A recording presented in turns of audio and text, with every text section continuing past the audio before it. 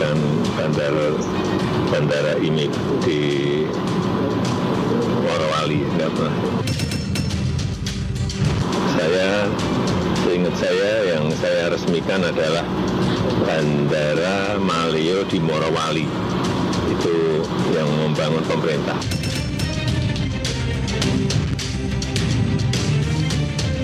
Diresmikan oleh Pak Jokowi. Anda melihat sendiri? Ya, bukan bandaranya ya. Ya.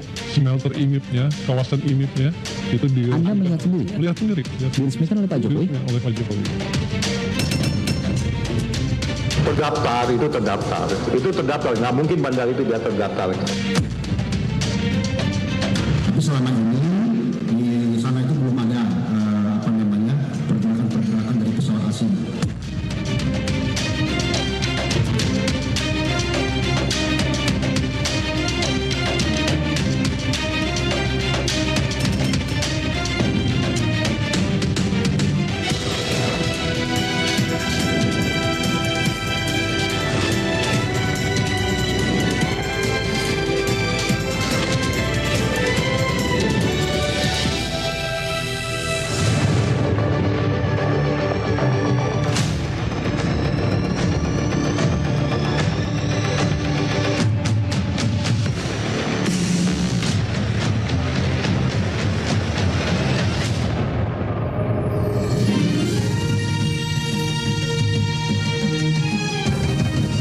Disiarkan langsung dari studio MNC Conference Hall Ainus Tower, Jakarta.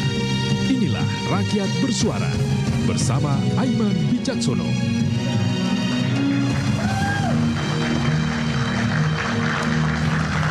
Izinkan pada malam ini saya ajak kita semua untuk sama-sama kita berdoa pada saudara-saudara kita di Aceh, Sumatera Utara dan juga Sumatera Barat yang terkena bencana, agar yang bertahan di sana, para korban di pengungsian, diberikan kekuatan, ketabahan, ketegaran, dan juga bantuan dilancarkan. Dan pemerintah yang saat ini juga bersama-sama dengan masyarakat bekerja keras untuk kemudian memberikan bantuan di sana juga diberi kelancaran. Dan saudara, pada malam ini saya akan menyampaikan sebuah informasi terkait dengan legalitas bandara yang dipertanyakan di Morowali. Ada bandara khusus besar yang bisa menampung pesawat Boeing 737. Dan bandara ini dipertanyakan karena ia merupakan bandara hantu yang tak punya otoritas negara. Lalu siapa yang menjaga di sana? Benarkah hal itu semua? Pemirsa, inilah Rakyat Bersuara. Saya akan panggilkan langsung ke panggung Rakyat Bersuara, analis kebijakan publik yang pernah menjabat Sekretaris Kementerian BUMN periode 2005-2010, Bung Said Didu. Selamat malam, Bung Said.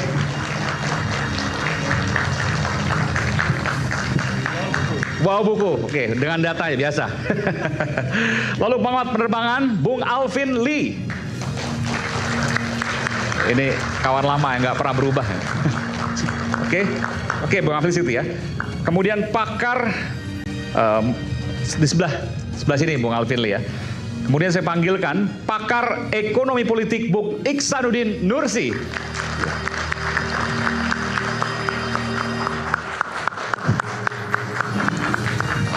Bung Iksan, apa kabar? Baik, alhamdulillah. Iksan viral melulu nih. Kemudian politisi Partai Solidaritas Indonesia, Bung Ronald Sinaga alias Bro Rons. Oke, luar biasa. Silakan Bro. Semua. Politisi PDI Perjuangan, Bung Ferdinand Huta Hayan.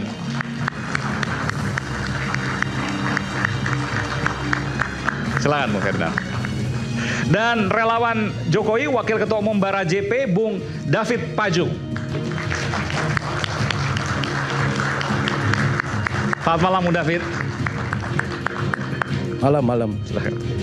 Dan nanti bersama dengan para teman-teman mahasiswa ada pakar komunikasi politik, Guru Besar Universitas Erlangga, Profesor Henry Subiakto. Selamat malam, Prof. Ya.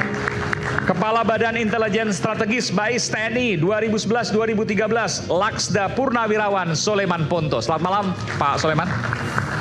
Baik, saya akan sedikit mengungkapkan bahwa kemarin saya mewawancarai secara eksklusif mantan karyawan PT IMIP yang pernah bekerja hampir sejak awal, yakni tahun 2015 hingga beberapa tahun ke depan. Dan saya wawancara dari berbagai hal terkait dengan Bandara IMIP.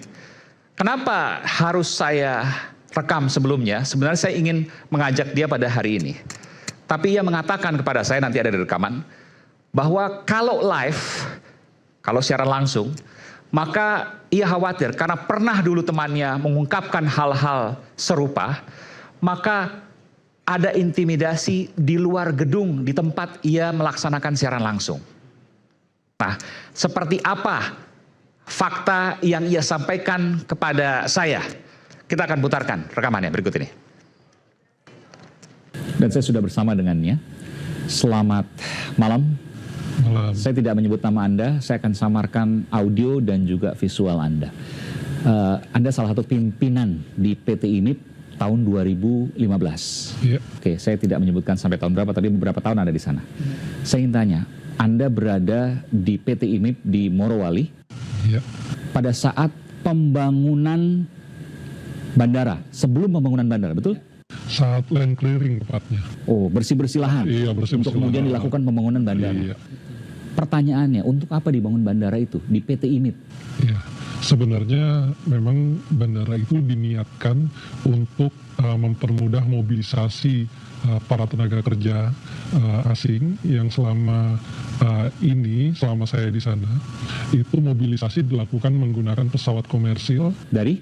Bandara Soekarno-Hatta, dari Beijing, Oh, Beijing, Soekarno-Hatta, terus dari Soekarno-Hatta ke Bandara Haluleo Kendari, lalu dilanjutkan jalan darat sampai ke Teluk Kendari, dari Teluk Kendari berganti menjadi speedboat sampai ke pelabuhan privat. Mahal jadinya. Iya, jadi sangat mahal biayanya. Anda sebut TKA.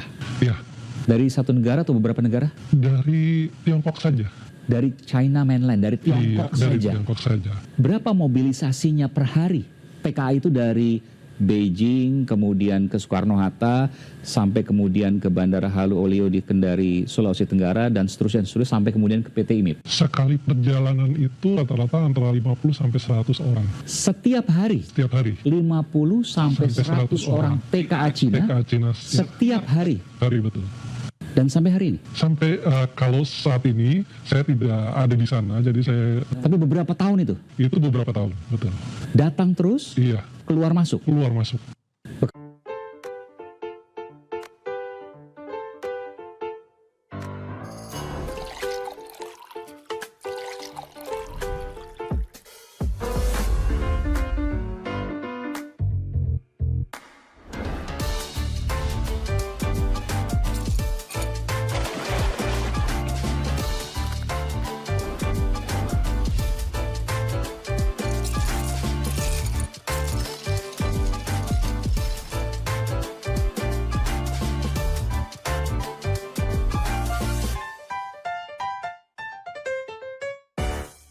Sungai dulu. Enggak, langsung laut.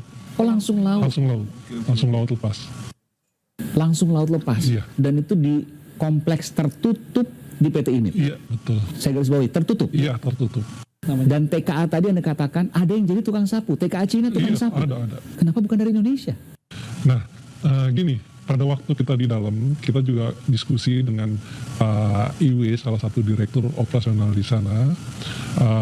Pada waktu itu, beliau sampaikan ke saya bahwa mereka punya komitmen dengan pemerintah Cina untuk membawa SDM Cina. Oke. Mereka itu offer SDM yang produktif tapi tidak bekerja, Nggak terserap di negaranya. terserap di negaranya. Jadi semua pengusaha-pengusaha Cina yang ada di seluruh dunia itu diwajibkan untuk mempekerjakan para warga negara. Sampai yang level paling bawah. Sampai level paling Tukang bawah. Yang sapu, operator. tidak punya skill pun harus dipekerjakan. Banyak yang tidak punya skill. Banyak. Anda sempat menemui. Banyak. Misalnya Bahkan gimana? mereka tidak menguasai bahasa Mandarinnya, Oke. pakai bahasa daerah di Tiongkok pun dia harus akomodir. Oke. Lalu kemudian 50 sampai 100 setiap hari. Itu ada yang masuk, ada yang keluar. Ya, Mobilitasnya seperti itu. Jadi kalau tidak dibangun bandara, mahal lah kurang lebih. mahal. Karena harus lewat Kosnya tinggi. Bandara Halu Olio, jalan darat plus speedboat. Iya. Berapa jam tuh dari Halu Olio sampai PT IMIP? Kalau di lautnya saja sekitar 2,5 jam ya. Perjalanan di speedboatnya sekitar 2,5 jam. Terus dari bandara ke pelabuhan ke Wisma IMIP yang ada di Teluk Kendari itu sekitar setengah jam lah, setengah jam sampai 1 jam. Itu perjalanan. Tapi kalau lewat darat bisa juga ditempuh darat, tapi jalanannya rusak dulu menuju ke IMIP. Waktu bandara sudah beroperasi Anda masih di sana? Sudah enggak. Sudah enggak. Tapi Anda kan masih punya orang dalam tanda kutip ya. Anda bisa cari tahu dan seterusnya.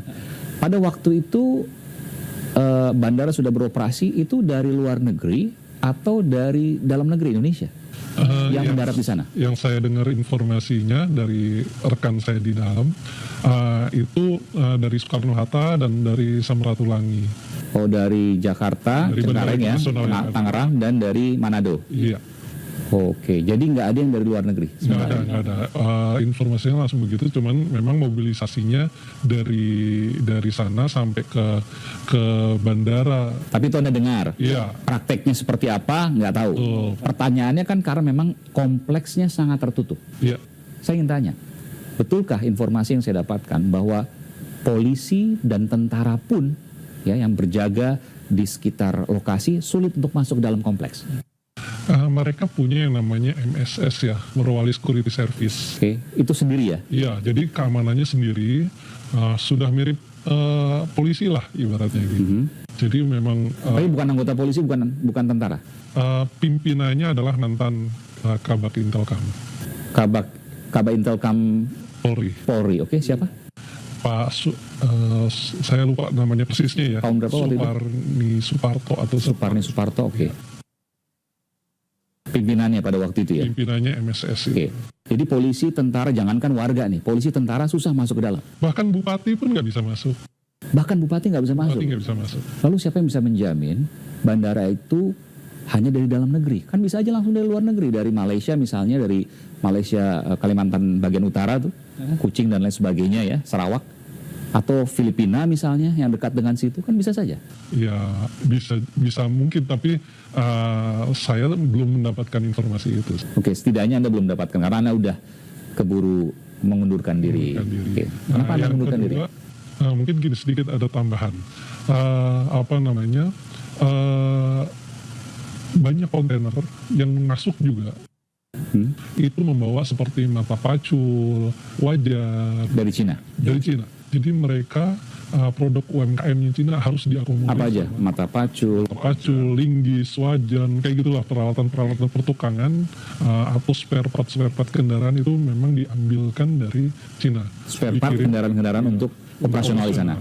Termasuk alat-alat berat. Iya, gitu. Jadi Kontainer lewat? pakai kontainer lewat laut. Lewat laut. Oke, yang tadi Anda bilang pelabuhan tadi. Iya. Dan itu tidak ada petugas bea cukai dan imigrasi. Ada kan pelabuhan privat. Tidak ada sama sekali bea cukai yang saya tahu sama. Jadi bandaranya Anda mendengar bahwa tidak ada dari luar negeri, meskipun itu juga masih pertanyaan karena Anda sudah di sana. Tapi yang jelas pelabuhan lautnya itu membawa kontainer dan barang-barangnya dari Cina tanpa bea cukai dan imigrasi ya, karena langsung masuk di situ, tidak ada logo-logo. Biasanya kan kalau sudah diperiksa ya oleh bea cukai kan ada logo-logonya di kontainernya. Anda menyaksikan sendiri tuh barang-barang dari Waktu dibuka juga saya lihat. waktu dibuka langsung dari Cina Iya, barang apa tanpa saja. bea cukai, tanpa imigrasi. Tahun berapa itu? 2015-2016 lah saya sempat 2 kali lihat ya. Oke. Dan TKA di sana ada berapa jumlahnya waktu Anda berada di PT IMIP? Ribuan. Tukang sapu misalnya. Hampir setara dengan jumlah masyarakat satu kecamatan Bahodopi. Di Morowali. Di lokasi di mana perusahaan itu berada. Jumlahnya sama seperti jumlah masyarakat di satu kecamatan di Morowali. Ribuan tuh maksudnya di atas 5.000, di bawah 5.000? Iya, kurang lebih. 5.000? Iya, kurang lebih. Tukang sapu saja bisa ratusan misalnya? Karena gini, mereka kan Itu pada besar waktu sekali ya. Pada waktu itu mereka tidak menggunakan, saya nggak tahu kalau sekarang pakai teknologi ya, misalnya ada teknologi. Tapi pada saat itu mereka pakai tenaga manusia mungkin untuk pemberdayaan ya, agar banyak SDM yang digunakan, sehingga tukang sapunya masih dia modelnya pakai caping terus nyapu pakai sapu-sapu besar itu, udah nyapu jalanan. Gitu. Jumlahnya ratusan mereka. Ratusan. Berapa digaji? Gaji mereka itu yang saya nanya ke mereka lewat penerjemah. Jadi saya minta bantuan. Anda nanya langsung nih? Iya, saya nanya, senang nggak kerja di Indonesia? Oh, dia bilang senang gitu kan. Terus kita tanya, gaji kamu berapa gitu. Gaji kita 8.000 yuan. Kali 2.000-an berarti ya? 2.000 lebih. Sekitar 16-17 juta rupiah. Iya, betul. Satu tukang sapu 16-17 juta rupiah per bulan. Per bulan dibagi dalam 50% diberikan kepada keluarganya di negaranya dalam bentuk yuan, dan sisanya dalam bentuk rupiah diberikan kepada para pekerjanya di Indonesia. Berapa lama mereka bekerja biasanya? Sebulan, 2 bulan, nanti mungkin tukar dan sebagainya, atau dalam hitungan tahun? Biasanya hitungan bulan mereka ada rolling ya, ada pergantian, si keluar, entah dia mengurus visa kah atau apa, dia kembali lagi gitu. Jadi selalu berputar begitu terus. Ini sampai sekarang yang Anda dengar itu masih ada ribuan PKA di sana, dan itu bagian dari kerjasama. Iya, kalau saya melihat sampai sekarang masih ada ribuan. Ini sakti banget ya PT IMIP. Siapa di belakangnya? Kalau kita kita bisa buka-buka aktenya, itu di akte itu ada pemegang sahamnya, itu ada anak perusahaan Tingxiang Group dari Cina. Oke. Dan Perusahaan swasta milik Tiongkok ya? Tiongkok. Oke. Nah, terus Warga Tiongkok, 25% adalah PT Bintang 8. PT Bintang 8 siapa yang ada di situ? PT Bintang 8 di situ Punya ada siapa Pak itu? Sintong Panjaitan. Oke. Di dalamnya ada Pak Hendarji Supanji. Mantan dan Puspom kalau tidak Iya. salah. Ya. Dan yang dari luarnya orang Cinanya itu ada Pak Halimina, ada Itu warga negara asing? Warga Cina tapi namanya nama Indonesia kayaknya ya. Cuman saya nggak tahu nama aslinya siapa, nama Cinanya siapa. Tapi Anda meyakini dia WNA atau WNI? Kemungkinan WNI yang keturunan kemungkinan ya. Oh, tapi Anda nggak tahu, nggak pernah mendengar sebelumnya itu? Nggak tahu. Oke. Dan Anda merasa waktu itu ada hal yang janggal di situ? Jadi pada waktu itu saya melihat banyak hal yang sebenarnya janggal gini. Ada nama jalan, di dalam itu semua nama jalan itu pakai nama negara di Tiongkok. Jadi Misalnya? ada Shanghai Street, ada Beijing Street, seperti itulah nama-nama seperti itu gitu. Jadi terus semua tulisan-tulisan pada tahun itu ya 2015, kayak nggak tahu kalau ada perubahan apa enggak gitu. Pada tahun itu tulisan-tulisan itu bahasa Cina semua, dan artinya pun dalam bahasa Inggris, jadi tidak ada bahasa Indonesia. Jadi saya merasa asing ya ada di situ. Ini saya kerja di luar negeri apa di Indonesia sih gitu. Sempat waktu itu ramai dan kemudian ada sidak dari beberapa anggota DPR atau salah satu anggota DPR, betul ya?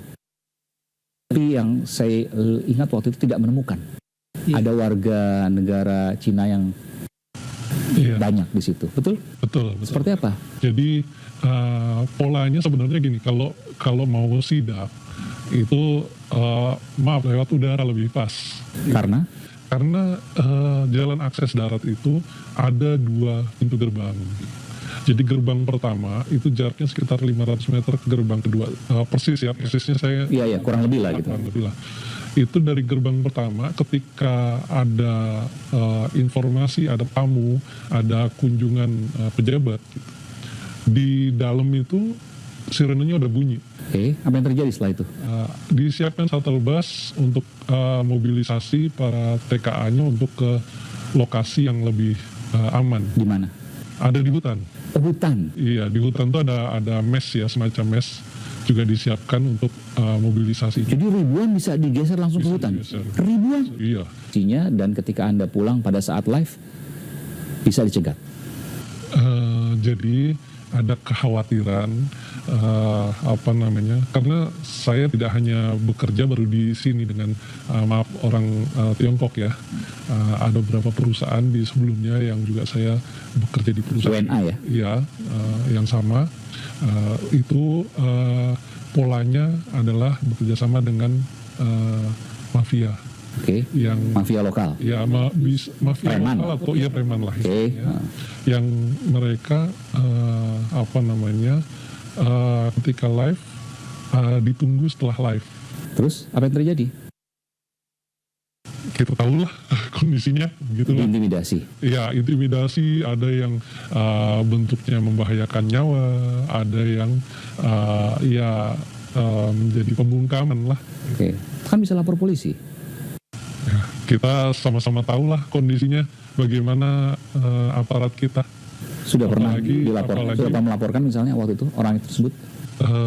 Saya sih belum, tapi saya karena saya bergaul dengan mereka, jadi saya ngerti gitu bagaimana cara mereka, bahkan metode-metode mereka gitu kan, saya paham gitu, jadi sangat berhati-hati untuk menghadapi kondisi begitu, apalagi kita tahu di Morowali juga kan backupnya juga Sampai sekarang? ya, dengan masih adanya MSS yang dipimpin para jenderal Purnawirawan. purnawirawan. Oke.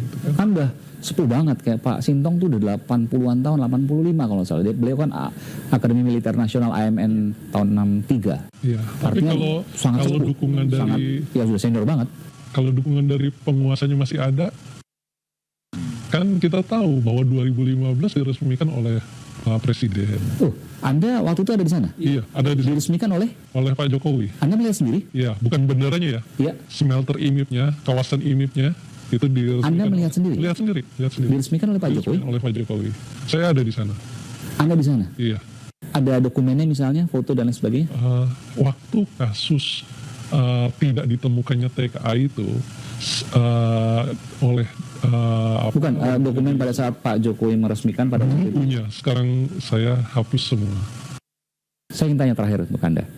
Anda kan punya resiko nih, Anda cerita seperti ini ke saya, ke iNews, eksklusif, ke Aiman, Rakyat Bersuara. Kenapa Anda mau ceritakan dan Anda membuka semua?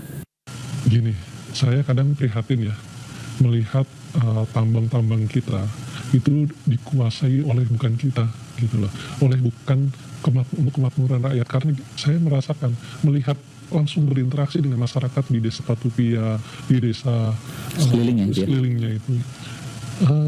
Mereka bukan merasakan kebahagiaan, mereka menderita pada saat itu. Misalnya? 2005, mereka punya tambak-tambak, ikannya pada mati semua. Karena? Ya, airnya berubah menjadi hangat, dan waktu itu pembelaan perusahaan kan, Ya. itu Gila. wah itulah. Ikan mati, terus apa lagi? Terus air tanahnya sehingga Berubah harus- warna, berubah ya, bau misalnya. kering Kering, oke. itu juga dialami oleh masyarakat sekitar gitu. Jadi nyaris tidak ada keuntungan yang didapatkan ketimbang kerugian yang didapat. Iya, karena yang bekerja pun pada saat itu ya, saya nggak tahu kalau sekarang ya, pada saat itu pun yang bekerja dianggap tidak memenuhi syarat masyarakat lokal. Tapi justru TKA-TKA-nya banyak Yang pekerja kasar. yang bekerja kasar. Nah itu yang membuat saya miris. Kedua, ketika bicara soal CSR misalnya, mereka membangun pipanisasi air bersih misalnya. Mereka mengaku bahwa misalnya sudah membangun 10 km. Padahal di lapangan hanya 4 km. Jadi seolah-olah biaya yang mereka keluarkan untuk CSR sudah besar. Tapi tidak, Padahal Anda masih melihat besar. sendiri warga di sekitar sana tidak mendapatkan manfaat. Iya, kalau Yang hampir nggak ada. Hampir tidak ada manfaat. Tidak ada manfaat pada saat itu ya. Misalnya dikasih apa? CSR dikasih apa? Ya itu misalnya dikasih bantuan misalnya seperti genset. Oke. Tapi waktu itu pada masa itu mereka mau dibantu listrik. Karena kan Genset mereka punya permanen, PLTU. bukan genset, Iya, karena genset kan bukan mahal, genset. gitu. Iya, tadinya kan genset. Iya, Terus bahan mau bakarnya diubah kan mahal. menjadi Gitu. listrik, diambilkan dari PLTU punya mereka. Mereka punya 2 PLTU pada Dan saat sudah itu. teraliri sekarang. Pada waktu itu teraliri, tapi ternyata tetap harus bayar. Dan bayar lebih mahal dari PLN. Jadi seolah-olah bayarnya itu lewat PLN, tapi kepada pihak IMIP. Jadi kertasnya PLN. Saya kurang tahu persis ya. Oh, tapi mereka dibilangnya ke PLN. Iya, tapi ini Tapi ternyata bayarnya semacam iuran PLN gitu. Padahal bukan PLN. Bukan. Semacam iuran PLN gitu, semacam iuran PLN. Jadi mereka tetap harus bayar. Karena saya harus simbang juga, apalagi yang kemudian diberikan dari PT IMIP ke warga sekitar selain listrik tadi, dan itu nggak semuanya listrik. Listrik itu kalau nggak salah per rumah itu dulu 450 watt. Berapa rumah? Mungkin sekitar ratusan ya. Ratusan. Terus apa lagi? Ya bantuan-bantuan kecil seperti Sembako. genset, kalau sembako rutin ya, terus kurban tiap tahun gitu. Tapi sisanya kerusakan ternak, perikanan, dan air Iya, tanah. Itu yang berasa. yang paling terasa. Terus ini efek dari abu batubara. Abu batubara. Abu batubara dulu luar biasa parahnya abu batubara dan memicu protes masyarakat gitu. Jadi abunya itu luar biasa dampaknya.